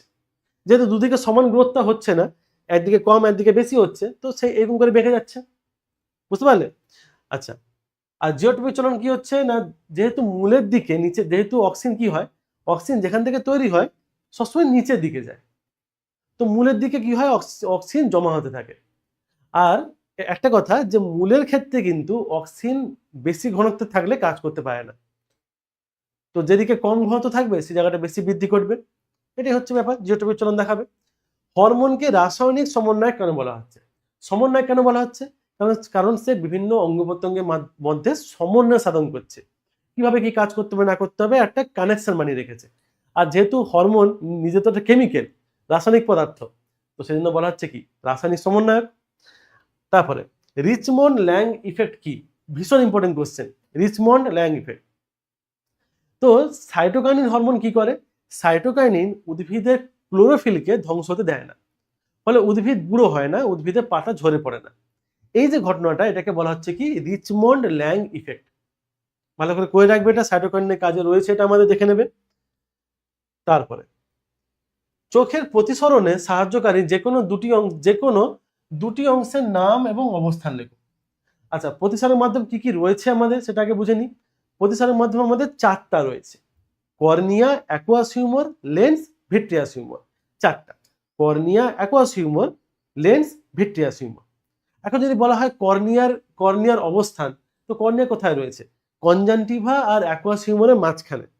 কনজাংটিভা অ্যাকুয়াস হিউমারের মাঝখানে রয়েছে আমাদের কর্নিয়া। আর যদি বলা হয় লেন্স, তা লেন্স হচ্ছে আমাদের অ্যাকুয়াস হিউমার আর ভিট্রিয়াস হিউমারের মাঝখানে। সেটা বলতে পারি আমরা দুটো তরলের মাঝখানে রয়েছে, সাসপেন্সারি লিগামেন্ট দিয়ে জুড়ে আছে লেন্সটা আমাদের, দ্বিউত্তর লেন্স রয়েছে আমাদের কাছে। আর যদি বলো ভিট্রিয়াস হিউমারের অবস্থান, তাহলে যদি তোমরা ভিট্রিয়াস হিউমার লেখো, তাহলে লেন্স আর রেটিনার মাঝখানে রয়েছে ভিট্রিয়াস হিউমার। আর যদি বলা হয় অ্যাকুয়াস হিউমার কোথায় রয়েছে, তাহলে অ্যাকুয়াস হিউমার আমাদের কর্নিয়া এবং লেন্সের মাঝখানে রয়েছে, যে প্রকোষ্ঠ রয়েছে তার মধ্যে রয়েছে, সামনের দিকে প্রকোষ্ঠ রয়েছে। তো এটা তোমাদের করে রাখতে হবে। আচ্ছা, থাইরক্সিনের ফিডব্যাক নিয়ন্ত্রণ পদ্ধতি একটি ধারণা মানচিত্র তৈরি করে, অর্থাৎ মাইন্ড ম্যাপ তৈরি করতে বলা হচ্ছে। ধারণা মানচিত্র কথা অর্থ সেটাই, বা অনেক সময় দেয় মানুষ মানচিত্র, মানে শুদ্ধ বাংলা যেটাকে বলা হচ্ছে মাইন্ড ম্যাপ তৈরি করতে বলা হচ্ছে। ঠিক আছে, আচ্ছা কিরকম তৈরি করবে মাইন্ড ম্যাপটা? তো মাইন্ড ম্যাপ তৈরি করার জন্য আমরা এখানে কি করব? প্রথমে লিখবো হাইপোথ্যালামাস। হাইপোথ্যালামাস হাইপোথ্যালামাস হাইপোথ্যালামাসের পর নিচে লিখবে পিটুইটারি। পিটুইটারি পিটুইটারি এক সেকেন্ড, কি হলো? আচ্ছা, পিটুইটারি তারপরে করবে কি না থাইরয়েড। থাইরয়েড থাইরয়েড তো হাইপোথ্যালামাস থেকে কি ক্ষয়িত হবে? হাইপোথ্যালামাস থেকে ক্ষয়িত হবে টিআরএইচ, থাইরয়েডট্রপিন রিলিজিং হরমোন, যেটা উদ্দীপিত করবে। উদ্দীপিত করার জন্য কি করবে? প্লাস সাইন দিয়ে দেবে। কাকে উদ্দীপিত করলো? পিটুইটারিকে। পিটুইটারি তখন ক্ষরণ করবে কি? TSH, thyroid stimulating hormone. তো সেটাও আমাকে সাহায্য করাচ্ছে থাইরয়েডকে, তাহলে প্লাস সাইন দিয়ে দেবে। দিলে থাইরয়েড ক্ষরণ করবে কি? আমাদের থাইরক্সিন হরমোন। থাইরক্সিন হরমোন, ঠিক আছে। এবার এই থাইরক্সিন যখন বেড়ে যাবে, তখন সে এই পিটুইটারি আর হাইপোথ্যালামাসকে নেগেটিভ সিগন্যাল পাঠাবে যে ভাই অনেক তৈরি করেছিস, আর তৈরি করতে হবে না। তাহলে এই হচ্ছে ফিডব্যাক নিয়ন্ত্রণ পদ্ধতি, একদম ইজি করে লেখা হলো এটা। আচ্ছা, গরম বস্তুতে হঠাৎ হাত পড়লে তৎক্ষণাৎ হাতটা সরিয়ে নেওয়া হয়, তো সেটা কিভাবে প্রতিবর্তন করতে হচ্ছে সেটাকে দেখিয়ে দাও। সেম কোশ্চেন এটা। তো গরম জিনিসে হাত লাগলো, গ্রাহক হচ্ছে আমাদের হাত, সঙ্গে সঙ্গে সেন্সটা নিয়ে গেল কে? অন্তর্বাহী স্নায়ু নিয়ে গেল। কোথায় নিয়ে গেল? সুষুম্না কাণ্ডে নিয়ে গেল। এটা খেয়াল করবে কিন্তু প্রতিবর্ত, এই যে তৎক্ষণাৎ হাত সরিয়ে নিচ্ছে, এটা তো আমাদের প্রতিবর্ত ক্রিয়া একটা উদাহরণ। তাহলে কিন্তু স্নায়ু কেন্দ্রটাতে লিখবে সুষুম্না কাণ্ড। তারপর সুষুম্না কাণ্ড কি করবে? মোটর স্নায়ুর মাধ্যমে এই হাতের যে পেশি রয়েছে সেটা হচ্ছে ইফেক্টর, সেখানে সিগন্যাল পাঠাবে, দিলে আমরা হাতটাকে সঙ্গে সঙ্গে সরিয়ে নেব। এটা 2 নম্বরের লাস্ট কোশ্চেন কি? আমাদের 38টা 2 নম্বরের কোশ্চেন ছিল। উদাহরণ সহ রসায়ন ব্যাপ্তি বা কেমোন্যাস্টি চলন ব্যাখ্যা করো। তো কেমোন্যাস্টি কথা অর্থ কি হচ্ছে না, যে সমস্ত যে রকমের চলনের ক্ষেত্রে কোনো রাসায়নিক পদার্থের তীব্রতার দ্বারা চলন ঘটছে, মানে রাসায়নিক পদার্থ কতটা তীব্র তার উপর ডিপেন্ড করে চলনটা হচ্ছে, তাকে বলা হচ্ছে কি না কেমোন্যাস্টি চলন। যেমন আমরা পড়েছিলাম সূর্য শিশির বা ড্রসেরা, যে পতঙ্গভুক একটা প্রাণী, সেই পতঙ্গভুক প্রাণীর উপর যখন কোনো পতঙ্গ বসছে, তার দেহ থেকে যে রাসায়নিক পদার্থ বেরাচ্ছে তার উপর ভিত্তি করে তার পাতা বন্ধ হচ্ছে, এটাকে বলা হচ্ছে কি কেমোন্যাস্টিক চলন। এবারে চলে আসছি তাহলে আমরা 3 নম্বরের কোশ্চেনে যাওয়ার আগে, যে তোমরা যদি আমাদের কোর্সে জয়েন হতে চাও তাহলে অবশ্যই তোমরা প্লে স্টোর থেকে গিয়ে বং মিষ্টি অ্যাপটি ইনস্টল করবে, এবং বং মিষ্টি অ্যাপে গিয়ে তোমরা সেখানে আমাদের যে কোর্সগুলো রয়েছে সেগুলো পারচেস করতে পারো। আর যদি কোনো কোয়ারিজ থাকে, কোনো কিছু জিজ্ঞেস করার থাকে, তাহলে তোমরা অবশ্যই আমাদের এই ভিডিও নিচেও দেওয়া থাকবে হেল্পলাইন নাম্বারটা, নাহলে এই উপরেই লেখা আছে দেখবে, এই হেল্পলাইন নাম্বার দেওয়া আছে, সেখানে তোমরা যা জানা সেখানে জানতে পারো। ঠিক আছে, আর যদি যখন তোমাদের পরবর্তীকালে যখন আরো তোমাদের ভিডিওস আসবে, তো সেখানে যখন কোনো পিডিএফ দেওয়া হবে, তখন সেই পিডিএফ গুলো কিন্তু তোমরা সেই অ্যাপে গিয়ে কিন্তু পাবে। আমাদের যে অ্যাপ রয়েছে সেই অ্যাপ থেকে কিন্তু পেয়ে যাবে। তো অ্যাপটিকে অবশ্যই কিন্তু ইনস্টল করে রাখো। আর যদি তোমরা এখন তো সবাই সোশ্যাল মিডিয়ার পাবলিক, সবাই সব ক্লাস 7-8 থেকে সোশ্যাল মিডিয়াতে তোমরা রয়েছো, তো সোশ্যাল মিডিয়াতে যদি তোমরা ফলো করতে চাও তাহলে অবশ্যই ফেসবুক আর ইনস্টাগ্রাম তো রয়েছেই, সেখানে এই যে বংমিষ্টি ইনস্টা রয়েছে আমাদের, সেখানে গিয়ে তোমরা ফলো করতে পারো, সেখানেও তোমরা আপডেট পেতে পারো। যদি সেখানে আপডেট দেওয়া হয় না, যা আপডেট হয় এইখানে এই অ্যাপেই সবকিছু পেয়ে যাবে। ঠিক আছে, আচ্ছা এরপরে 3 নম্বরের কোশ্চেনে চলে আসি আমরা। তো 3 নম্বরের কোশ্চেনে আমাদের কিন্তু ডাইরেক্টলি 3 নম্বরের কোনো সেকশন নেই, আমাদের 5 নম্বরের কোশ্চেনগুলোকেই 3+2 করে ভেঙে দেওয়া হয়। তো সেই 3 নম্বরের কোশ্চেনগুলো কথা বলছি। তো প্রথমে তোমার একটা কোশ্চেন তোমার দিতে পারে যে ডিএনএ জিন ও ক্রোমোজোমে পরস্পর কিরূপভাবে সম্পর্কিত সেটা একটা শব্দচিত্রের মাধ্যমে দেখাও। তো সিম্পল অর্থে বলতে গেলে ক্রোমোজোম কি দিয়ে তৈরি হয়েছে? ডিএনএ দিয়ে তৈরি হয়েছে। আর ডিএনএ এর এক একটা অংশকে বলা হচ্ছে কিনা জিন। তাহলে এটা তো আমরা ভাবতে পারছি যে জিন, যে ডিএনএ মানে তো জিন, তার মধ্যে জিন রয়েছে, ডিএনএ গুলোই পেঁচিয়ে ক্রোমোজোম তৈরি করছে। অর্থাৎ ক্রোমোজোমেরই একটা অংশ হচ্ছে ডিএনএ। আমি যদি ক্রোমোজোমকে এভাবে খুলি, ধরে নাও ক্রোমোজোমকে ইমেজিন করো, ক্রোমোজোম হচ্ছে একটা সোয়েটারের মতো। আর সোয়েটারের যে প্রত্যেকটা উল, দেখবে একটা যদি উল টানতে শুরু করো, সে পুরো সোয়েটার খুলে যাবে। তো ভেবে নাও সেই সুতোটা হচ্ছে সেই ডিএনএ। আবার এভাবে ভাবতে পারো, ধরো ভেবে নাও যে ক্রোমোজোম হচ্ছে একটা রান্নার বই। ঠিক আছে, তোমার ঘরে রান্না হবে, তোমার মা একটা সুন্দর রান্নার বই কিনেছেন, সেই বইতে বিভিন্ন রেসিপি লেখা আছে। তো ধরো এই বইটা, যদিও এটা রান্নার বই নয়, এটা স্যারের বই, এটা এনসিইআরটি কেমিস্ট্রি। তো ধরে নাও রান্নার বই এটা। তো এই বইটাকে ধরে নাও ক্রোমোজোম। তো বই যে পেজগুলো দেখতে পাচ্ছ, এই যে পেজ, তাহলে পেজটা হলো কি? পেজটা হলো একটা ডিএনএ। আর এই পেজে যা কিছু লেখা আছে, কি লেখা আছে? ধরো রান্নার রেসিপি লেখা আছে, তাহলে হয়ে গেল সেটা একটা জিন, এবং সেটা থেকেই তো একটা রান্না তৈরি হবে, একটা রান্না হবে। তাহলে এটা হচ্ছে সম্পর্ক। তাহলে এই হচ্ছে সম্পর্ক আমাদের ক্রোমোজোম, ডিএনএ আর জিনের মধ্যে সম্পর্ক। আর সেটাকে তো 3 নম্বরের আকারে লেখাই রয়েছে, দেখতে পাচ্ছ, এই যে 3 নম্বরের আকারে লেখাই রয়েছে এখানে। আচ্ছা, তারপর ধরো জিজ্ঞেস করলো, সেই 2 নম্বরের কোশ্চেনটাকে বড় করে জিজ্ঞেস করা হচ্ছে যে একজন কৃষক সিনথেটিক হরমোনকে, অর্থাৎ রাসায়নিক হরমোনকে বা ল্যাবে তৈরি হরমোনকে কিভাবে কৃষি জমিতে ও ফলের বাগানে কোন কোন প্রয়োজনে ব্যবহার করতে পারবেন, সেটা একটা ছক দেখো। আচ্ছা, তো এটা কিন্তু সেই একদম পিজিআর এর যে ভূমিকা, সেটা লিখতে হবে তোমাদেরকে। প্ল্যান্ট গ্রোথ যেগুলোটা রয়েছে, উদ্ভিদ হরমোনের একদম লাস্ট পার্টে রয়েছে এটা, সেটাকে লিখতে হবে। যেমন ধরো শাখা কলম করার জন্য, তারপর হচ্ছে ধরো পার্থেনোকার্পি করার জন্য, আগাছা নাশক হিসেবে ইউজ করা যেতে পারে, ফল মোচন রোধ করার জন্য, পত্র মোচন রোধ করার জন্য আমরা ইউজ করতে পারি। আগাছা নাশকের ক্ষেত্রে আমরা ইউজ করতে পারি 2,4-D। তারপর শাখা কলম করার জন্য আমরা আইবিএ ইউজ করতে পারি, ইন্ডোর বিউটাইরিক অ্যাসিড। তো এগুলো লিখতে হবে আমাদেরকে এখানে। পার্থেনোকার্পি করার জন্য আমরা এনএএ, আইবিএ এগুলো ইউজ করতে পারি। তারপর একটা ভালো কোশ্চেন তোমাদের আছে, সেটা হচ্ছে যে ইউক্যারিওটিক ক্রোমোজোমের রাসায়নিক উপাদানগুলি সারণীর সাহায্যে উপস্থাপন করো। তো এই যে সারণীটা তোমাদের বইতে দেওয়া আছে, এই সারণীটা পুরোটা করতে হবে। তো ক্রোমোজোমের মধ্যে দুটো পার্ট রয়েছে, একটা ক্রোমোজোম তৈরি হয় কি দিয়ে? ডিএনএ দিয়ে তৈরি হচ্ছে, আর হচ্ছে প্রোটিন দিয়ে, যে প্রোটিনগুলো ওই ডিএনএ কে প্যাকেজ করতে হেল্প করছে। তো প্রোটিনের মধ্যে কে কে রয়েছে? প্রোটিনের মধ্যে রয়েছে হিস্টোন প্রোটিন আর নন হিস্টোন প্রোটিন, যেখানে হিস্টোন প্রোটিন হচ্ছে একটা ক্ষারীয় প্রোটিন, আর নন হিস্টোন হচ্ছে একটা আম্লিক প্রোটিন। আর যদি আমরা ডিএনএ বলি, তা ডিএনএ হচ্ছে একটা নিউক্লিক অ্যাসিড, একটা পলিমার। তো নিউক্লিক অ্যাসিডের মনোমারকে বলা হচ্ছে নিউক্লিওটাইড। তো প্রত্যেকটা নিউক্লিওটাইডের আমাদের 3টা অংশ দিয়ে তৈরি হচ্ছে, একটা হচ্ছে শর্করা থাকবে, একটা নাইট্রোজেন বেস থাকবে, একটা হচ্ছে ফসফেট থাকবে। যেটা আমাদের শর্করা, সেই শর্করাটা 5টা কার্বন থাকে, সেজন্য তাকে আমরা বলি কি? পেন্টোজ শর্করা। পেন্টোজ শর্করা যেহেতু 5টা কার্বন রয়েছে, তো পেন্টোজ শর্করা। এটাও তোমাদের কোশ্চেনে জিজ্ঞেস করে যে কি ধরনের শর্করা থাকে বা কটা কার্বনওয়ালা শর্করা থাকে।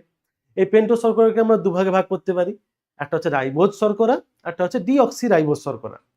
তো রাইবোজ শর্করা থাকছে আরএনএ এর মধ্যে, আর ডিঅক্সি রাইবোজ শর্করা থাকছে ডিএনএ এর মধ্যে, সেখান থেকে নামটা এসছে এখানে ডিএনএ আরএনএ এর নামটা। আর যদি নাইট্রোজেন বেস বলি, তাহলে দুটো পার্ট রয়েছে আমাদের, একটা হচ্ছে পিউরিন, একটা হচ্ছে পিরিমিডিন। পিউরিনের মধ্যে দুটো পার্ট দেখেছি আমরা, অ্যাডেনিন আর গুয়ানিন। আর পিরিমিডিনের মধ্যে 3টা রয়েছে আমাদের, থাইমিন, সাইটোসিন, ইউরাসিল। এবার এখান থেকে একটা কোশ্চেন, খুব ভালো কোশ্চেন জিজ্ঞেস করে যে এই থাইমিন, সাইটোসিন আর ইউরাসিল, এদের মধ্যে কোনটা ডিএনএ তে আছে, কোনটা আরএনএ তে আছে। তো মনে রাখবে, ডিএনএ তে ইউরাসিল থাকে না, আর আরএনএ তে থাইমিন থাকে না, কিন্তু সাইটোসিন দুটোতেই কমন থাকে। এটা তো হয়ে গেল। আর হচ্ছে ফসফেট রয়েছে, PFO3- ফসফেট, PFO3- ফসফেট হয়েছে। এই কি হলো? PFO3- নিয়ে নাও। তাহলে এই ছকটাকে ভালো করে যাবে তোমরা, এই ছকটা থেকে কোশ্চেন এমনি দিয়ে দেয় আমাদের, ছোট ছোট কোশ্চেন দিয়ে দেয়। আচ্ছা, তারপরে বলেছে কি ইউক্রোমাটিন এবং হেটেরোক্রোমাটিনের মধ্যে পার্থক্য কিসের ভিত্তিতে? রঞ্জিতকরণ, সক্রিয়তা এবং ক্রসিং ওভার। তো যদি রঞ্জিতকরণ বলা হয় তাহলে ইউক্রোমাটিন হালকা রঙে রঞ্জিত হয়, হেটেরোক্রোমাটিন গাঢ় রঙে রঞ্জিত হয়। যদি বলা হয় সক্রিয়তা, ইউক্রোমাটিনের সমস্ত জিন সক্রিয় কিন্তু হেটেরোক্রোমাটিনের জিনগুলো নিষ্ক্রিয় হয়। আর যদি বলা হয় ক্রসিং ওভার, ইউক্রোমাটিনে ক্রসিং ওভার ঘটে, হেটেরোক্রোমাটিনে ঘটে না।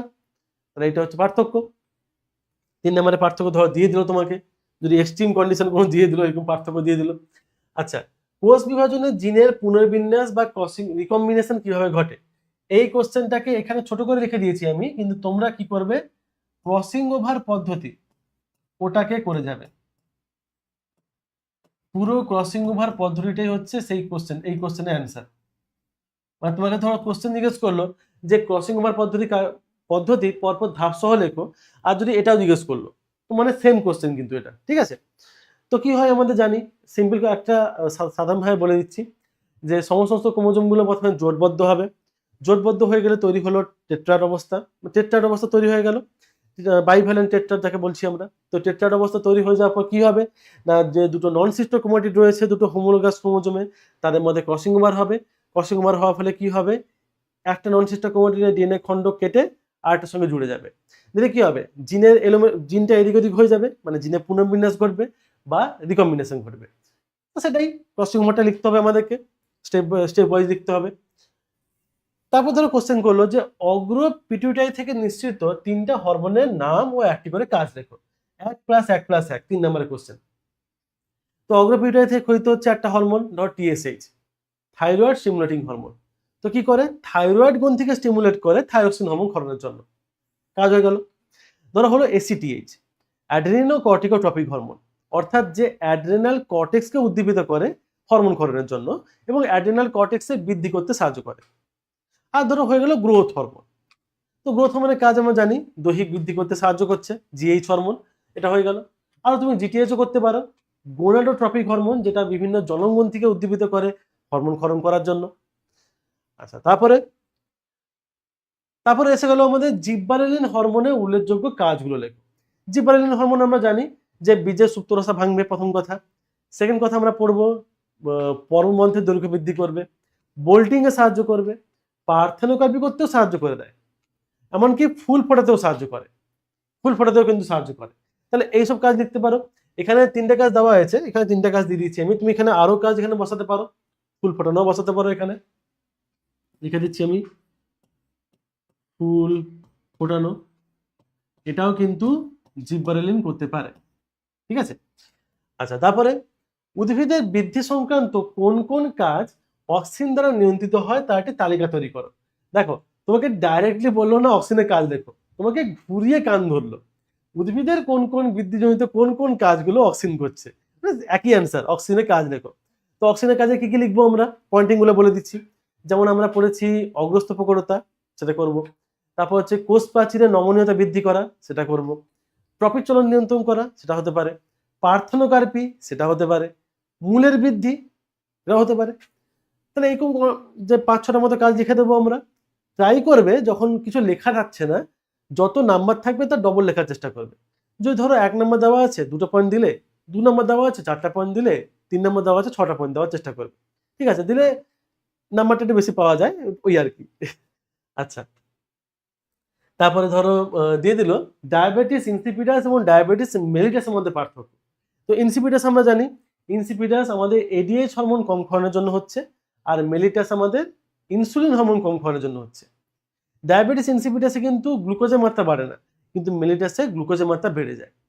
ডায়াবেটিস ইনসিপিডাসে কি হচ্ছে, বারবার মূত্র ত্যাগ হচ্ছে, যাকে আমরা বহুমূত্র বলছি, কিন্তু ইনসুলিনের যখন কমে যায় তখন কিন্তু জাস্ট রক্তে শর্করা বেড়ে যাচ্ছে, বারবার যে মূত্র হবে কি হবে না সেটা সেরকম কোনো কথা নেই এখানে।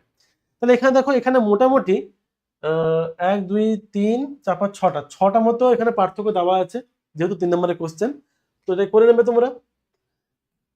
আচ্ছা, তারপরে ধরো দিয়েছে যে ধরো হরমোন এবং স্নায়ুতন্ত্রের কাজের পার্থক্য লেখো, এবং তোমাকে উল্লেখ করে দিয়েছে কি হিসেবে বলতে হবে, কাজের প্রকৃতি, কাজের গতি ও কাজের স্থায়িত্ব এবং পরিণতি। তো কি বলে কাজের প্রকৃতি কি বলবো না, আমাদের যেটা মানে হরমোন সেটা হচ্ছে রাসায়নিক বার্তাবাহক, কিন্তু স্নায়ুতন্ত্র ভৌত বার্তাবাহক। আর যদি বলা হচ্ছে কাজের স্থায়িত্ব, তো হরমোন অনেক ধীরে ধীরে কাজ করে কিন্তু তার কাজ সুদূর প্রসারী, কিন্তু স্নায়ুতন্ত্র খুব জলদি কাজ করে কিন্তু কাজের স্থায়িত্ব বেশিক্ষণ হয় না। আর কি পরিণতি, আমরা জানি হরমোন কাজের পর ধ্বংস হয়ে যায়, কিন্তু স্নায়ুতন্ত্র কাজের পর ধ্বংস হয় না। এবং স্নায়ুতন্ত্র ধ্বংস হয়ে গেলে আমরা আর কাজ করতে পারবো না, প্যারালাইজ হয়ে যাব। ঠিক আছে, তো এটা হচ্ছে আমাদের পার্থক্য। তারপরে পিরিমিডিন বেস, পেন্টোজ শর্করা, তন্ত্রী সংখ্যা, বংশগতির সঙ্গে সম্পর্ক এবং কাজ, উক্ত বৈশিষ্ট্যের ভিত্তিতে ডিএনএ আরএনএ পার্থক্য লেখো। তো পিরিমিডিন বেস, ডিএনএতে আছে থাইমিন সাইটোসিন, কিন্তু আরএনএতে আছে সাইটোসিন ইউরাসিল। তারপর বলেছে কি পেন্টোজ শর্করা, ডিএনএতে আছে ডিঅক্সিরাইবোজ শর্করা, আরএনএতে আছে রাইবোজ শর্করা। তারপর বলেছে ধরো তন্ত্রী সংখ্যা, ডিএনএ দ্বিতন্ত্রী, আরএনএ একতন্ত্রী। বংশগতির সঙ্গে সম্পর্ক, তো ডিএনএ আমাদের বংশগতির বৈশিষ্ট্য বহন করছে, আরএনএ বহন করে না। আর যদি কাজ বলা হয় তাহলে আমার সেই একই কথাই, বংশগতির বৈশিষ্ট্য সংরক্ষণ পরিবহন, আর আরএনএ কাজ হচ্ছে প্রোটিন তৈরি করা। ব্যাস হয়ে গেল পার্থক্য, এই বিষয় ভিত্তিতে পার্থক্য হয়ে গেল। আচ্ছা 12 দাগে একটা বড় পার্থক্য চেয়েছে কি না, উল্লিখিত বিষয়ের ভিত্তিতে মাইটোসিস ও মিওসিসের কোষ বিভাজনের মধ্যে পার্থক্য নিরূপণ করো। ক্রোমোজোমের বিভাজনের প্রকৃতি, উৎপন্ন অপত্য কোষের সংখ্যা, সম্পাদনের স্থান, অপত্য কোষের ক্রোমোজোম সংখ্যা, বিবর্তনের ভূমিকা, বেমতন্তুর গঠন, সাইটোকাইনেসিসের ভূমিকা। মানে প্রত্যেকটার জন্য 1 নম্বর করে দেওয়া আছে, ভেবে না 1/2 নম্বর করে দেওয়া আছে। তো ক্রোমোজোম বিভাজনের প্রকৃতি, মাইটোসিসে হচ্ছে সমবিভাজন, মিওসিসে হচ্ছে হ্রাস বিভাজন। অপত্য কোষের সংখ্যা, মাইটোসিসে হয় 2টো, মিওসিসে হয় 4টা। সম্পাদনের স্থান অলরেডি করে নিয়েছি আমরা, দেহকোষ, জনমাতৃকোষ। অপত্য কোষের ক্রোমোজোম সংখ্যা, মাতৃকোষে হচ্ছে 2n, তো অপত্য কোষে 2n থাকবে, আর এদের ক্ষেত্রে অর্ধেক হয়ে যাবে, 2n থেকে n হয়ে যাবে। বিবর্তনের ভূমিকা, মাইটোসিসে কোনো বিবর্তনের ভূমিকা নেই, কিন্তু মিওসিসে বিবর্তনের ভূমিকা রয়েছে, বিবর্তন ঘটাচ্ছে এই। কিন্তু বেমতন্তু গঠন, এখানে একবার বেমতন্তু গঠিত হচ্ছে, কিন্তু এখানে 2বার বেমতন্তু গঠিত হচ্ছে, কারণ মিওসিস 1ও আছে, মিওসিস 2ও আছে। আর সাইটোকাইনেসিসের পদ্ধতি, এখানে সাইটোকাইনেসিস একবার ঘটে মাইটোসিসে, কিন্তু মিওসিসে 2বার ঘটে, মিওসিস 1 মিওসিস 2 হচ্ছে বলে। তারপরে উদ্ভিদ কোষে এবং প্রাণী কোষে মাইটোসিসের পার্থক্য চেয়েছে কিসের ভিত্তিতে, বেমের গঠন, মেটাফেজ প্লেটে ক্রোমোজোমের বিন্যাস, সাইটোকাইনেসিস পদ্ধতির নাম এবং সাইটোকাইনেসিসের সূচনার সময়। তো বেমের গঠন কি বলা হবে, যেহেতু উদ্ভিদ কোষে আমাদের সেন্ট্রিওল থাকে না, তো আমাদের মাইক্রোটিউবিউল দিয়ে তৈরি হচ্ছে, আর এদের ক্ষেত্রে অ্যাস্টারলসি দিয়ে তৈরি হচ্ছে।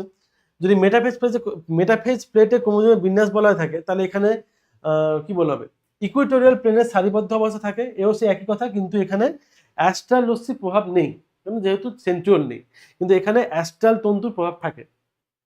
আর কি সাইটোকাইনেসিস পদ্ধতি, উদ্ভিদ কোষে কি হচ্ছে, কোষপাত গঠনের মাধ্যমে বা সেল প্লেট গঠনের মাধ্যমে, আর প্রাণী কোষের ক্ষেত্রে ক্লিভেজ পদ্ধতিতে। আচ্ছা তারপরে হচ্ছে ধরো সাইটোকাইনেসিসের সূচনার সময়, এটা ঠিক টেলোফেজ শুরু হয়, মানে টেলোফেজটা শুরু হবে তখন শুরু হয়ে যায়, আর প্রাণী কোষের ক্ষেত্রে কিন্তু মানে এ হচ্ছে টেলোফেজ শেষ, মানে জাস্ট শুরু হবে এরকম টাইপের। আর এখানে অ্যানাফেজ শুরু হওয়ার সঙ্গে সঙ্গে কিন্তু তা স্টার্ট হয়ে যাচ্ছে ধীরে ধীরে, টেলোফেজ শেষ হতে হতে আলাদা হয়ে যাবে। এটাই হচ্ছে ব্যাপার সাইটোকাইনেসিসের ভূমিকা। আর এরপর চলে আসছি আমাদের 5 নম্বরের কোশ্চেনগুলোতে। 5 নম্বরের কোশ্চেনে আমাদের ম্যাক্সিমাম যেগুলো রয়েছে সেগুলো হচ্ছে আঁকা রয়েছে। 5 নম্বরের কোশ্চেনে ম্যাক্সিমাম আমাদের আঁকা রয়েছে। তো প্রথম আঁকা যেটা হবে সেটা হচ্ছে কি না, একটি প্রাণী কোষের মাইটোসিস কোষ বিভাজনের ক্যারিওকাইনেসিসের দ্বিতীয় দশা, মানে হচ্ছে আমাদের মেটাফেজ দশা।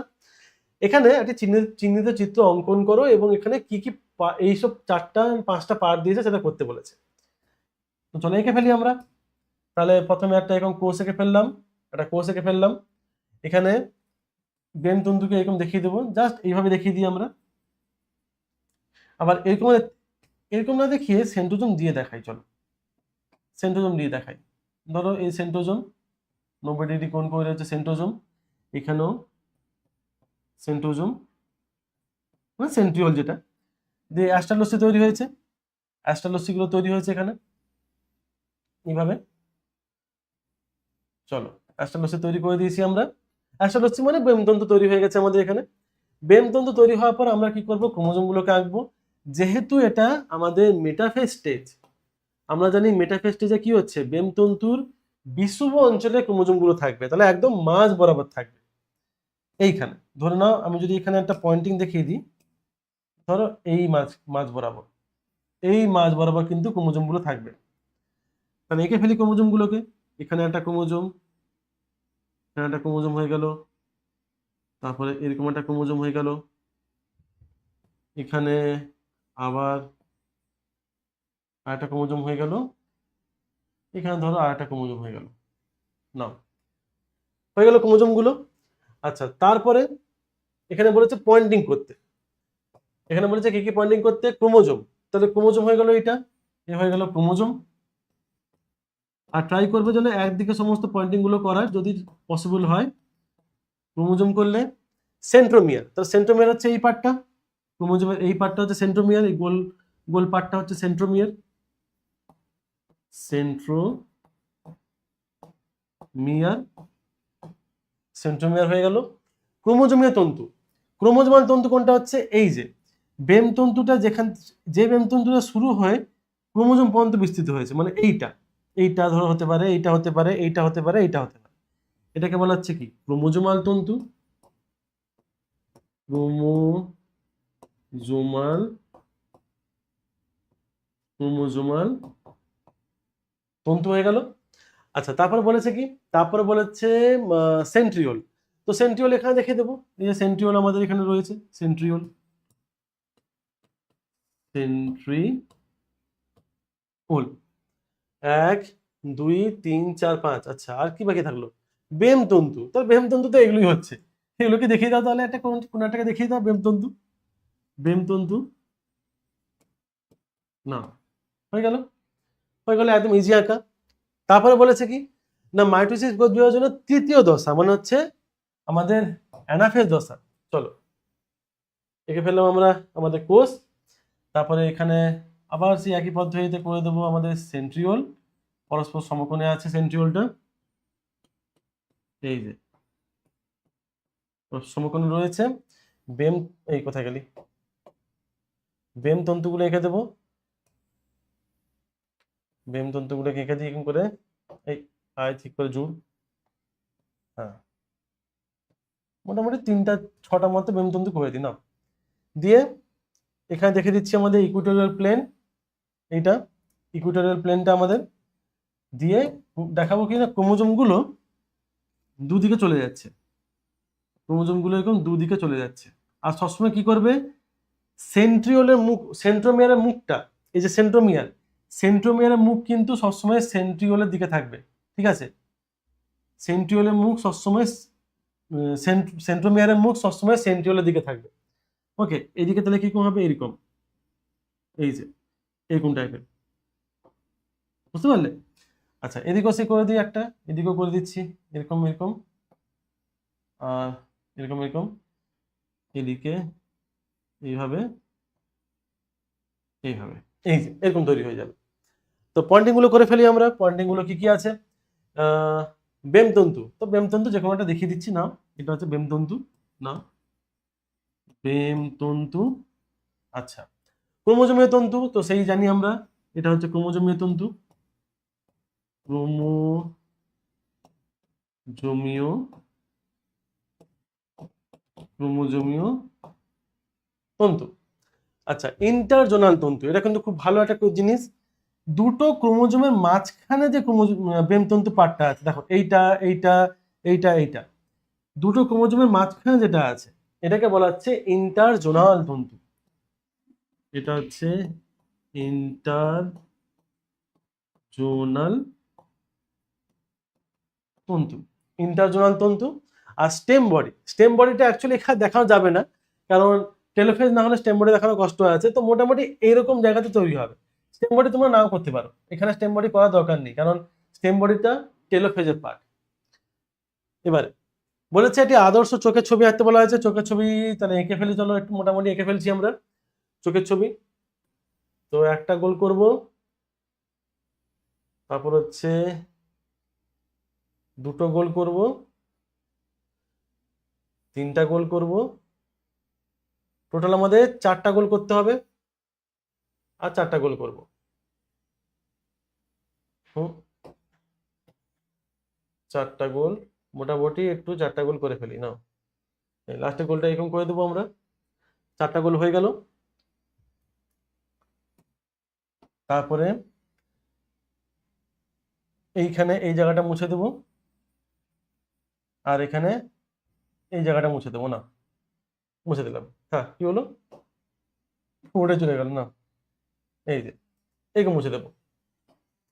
এখানে এই জায়গাটাকে একটু একটু উঁচু করে দেখাবো, এরকম করে উঁচু করে দেখাবো, হলো। আর এই জায়গাটা এরকম এরকম দেখে দেবো। এখানে সামনের দিকে আরো একটা এরকম একটা লেয়ার বানাবো এইভাবে, দিয়ে এইখানে এরকম 3টা হাতের মধ্যে করে দিয়ে মাঝখানে বসিয়ে দেবো আমাদের লেন্সটা। আর ঠিক লেন্সের সোজা এইরকম জায়গাতে আমরা বানাবো কি আমাদের পিদ বিন্দু। এরকম জায়গাতে বানাবো আমরা কি আমাদের পিদ বিন্দু। এরকম নিচের দিকে করে দিয়ে বানিয়ে দেবো পিদ বিন্দু।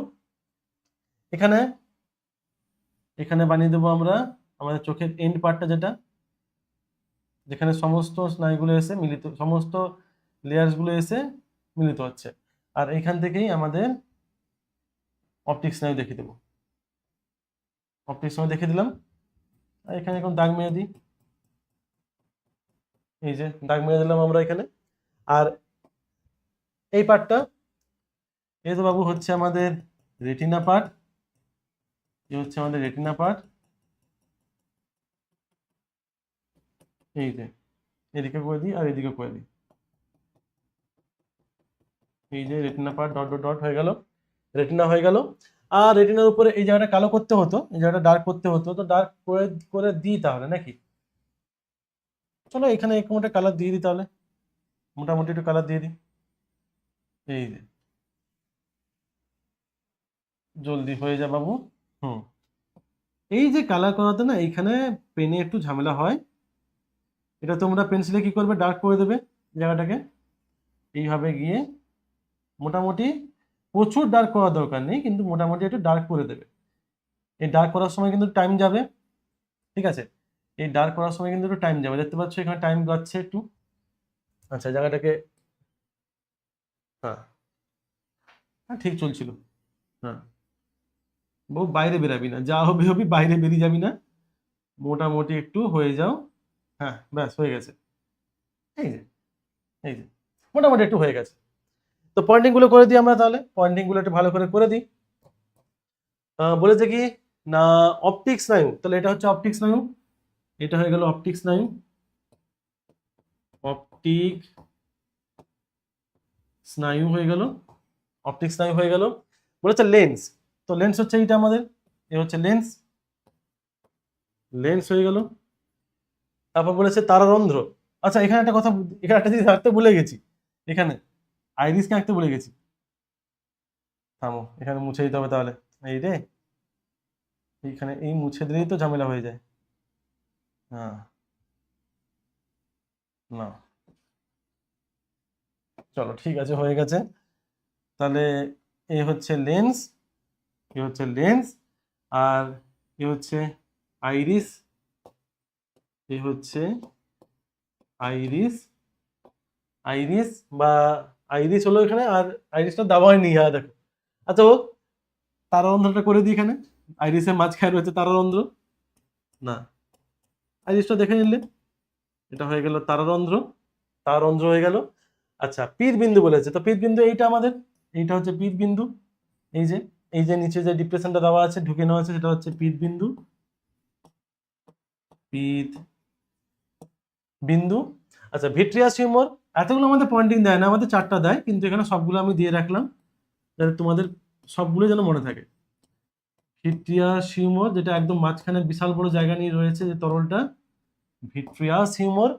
অ্যাকোয়াস হিউমার হচ্ছে এই জায়গাটা রয়েছে, অ্যাকোয়াস হিউমার মানে কর্নিয়া আর লেন্সের মাঝখানে, অ্যাকোয়াস হিউমার, অ্যাকোয়াস হিউমার। আচ্ছা, কনজাংটিভা, তো এই যে জিনিসটা, এটা হচ্ছে কনজাংটিভা, এ হচ্ছে কনজাংটিভা কনজাংটিভা হয়ে গেল। আর সাসপেন্সরি লিগামেন্ট, তো এখানটা না এখানে মুছে গেছে জায়গাটা মুছে গেছে। হ্যাঁ, এই যে এই জায়গাটা হচ্ছে সাসপেন্সরি লিগামেন্ট, এই জায়গাটা হচ্ছে suspensory ligament. Suspensory ligament suspensory ligament. আর শ্বেত মণ্ডল, এইটা হচ্ছে শ্বেত মণ্ডল, একদম বাইরেরটা হচ্ছে স্ক্লেরা বা শ্বেত মণ্ডল, স্ক্লেরা লিখে দিই, স্ক্লেরা বা শ্বেত মণ্ডল। তাহলে সবগুলোই পয়েন্টিং করে হয়ে গেল প্রায়। তাহলে এটাকে আর বাকি যাচ্ছে কেন, এটা হচ্ছে রেটিনা, করেই দিই তাহলে। এই লেয়ারটা হচ্ছে যে ডট ডট লেয়ার হলো, সেটা হচ্ছে রেটিনা। আর যেটা ডার্ক কালার করলাম, ডার্ক কালারের যে লেয়ারটা করলাম, সেটা হচ্ছে কোরয়েড, এটা হচ্ছে কৃষ্ণমণ্ডল বা কোরয়েড।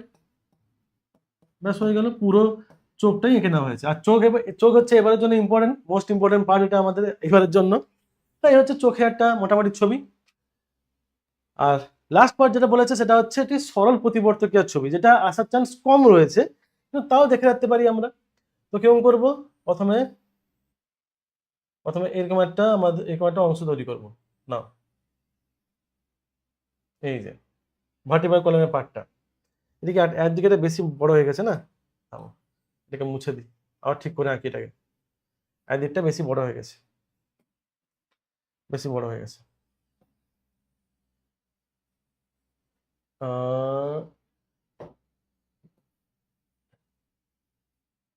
এরকম এলি, হ্যাঁ ব্যাস হয়েছে, মোটামুটি সমান সমান এসছে। দিয়ে এখান থেকে এইভাবে টেনে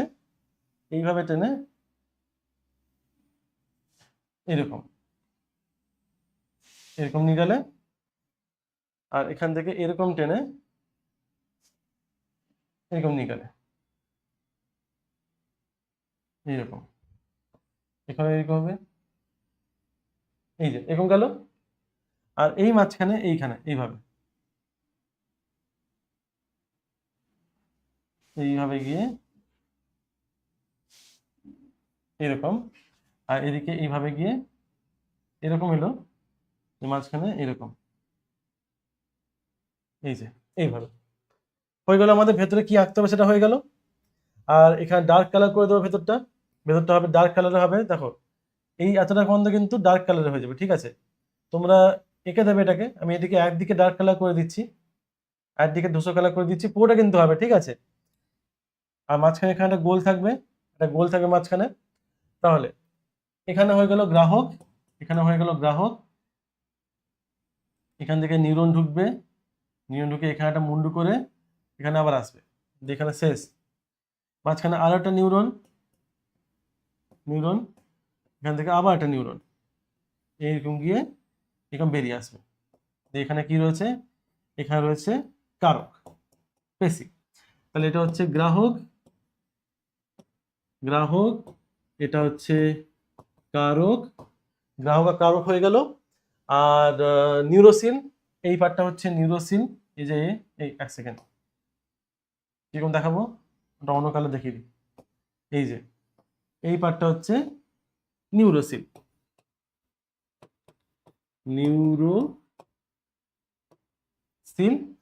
তারপরে বলেছে কি না শ্বেত বস্তু। আচ্ছা শ্বেত বস্তু, তাহলে এইটা হয়ে যাচ্ছে আমাদের শ্বেত বস্তু, এইটা হবে শ্বেত বস্তু। আর মাঝখানে তাহলে এইটা হয়ে যাবে ধূসর বস্তু, তোমরা কিন্তু পুরোটাই করবে, আমি একদিকে দেখিয়ে দিলাম ধূসর বস্তু। এইটা হয়ে যাবে সেন্সরি নিউরন, আর যেটা বেরাচ্ছে সেটা হয়ে যাবে আমাদের চেস্টিও নিউরন বা মোটর নিউরন।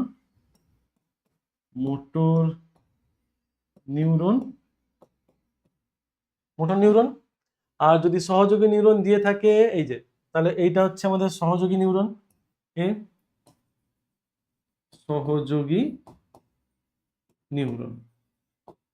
ব্যাস সহযোগী নিউরন। এই হচ্ছে প্রতিবর্ত চাপের একটা খেল, আমাদের ইজি একদম আঁকাটা। তাহলে এই ছিল আমাদের আমাদের ফার্স্ট সামেটিভের মোস্ট ইম্পর্টেন্ট কোশ্চেনের পার্টগুলো। এখানে আমরা 2 নাম্বার 3 নাম্বার এবং 5 নাম্বারের যে কোশ্চেনগুলো আমাদের ইম্পর্টেন্ট থাকে, এই যে টাইপের কোশ্চেনগুলো আমাদের দেয়, সেগুলো এখানে আজকে আলোচনা করা হলো। তাহলে আশা করি তোমাদের পরীক্ষা খুব ভালো করে হবে, আর ভালো করে কিন্তু বই লাইন বাই লাইন পড়ে যাবে এমসিকিউ আর 1 নম্বরের কোশ্চেনের জন্য।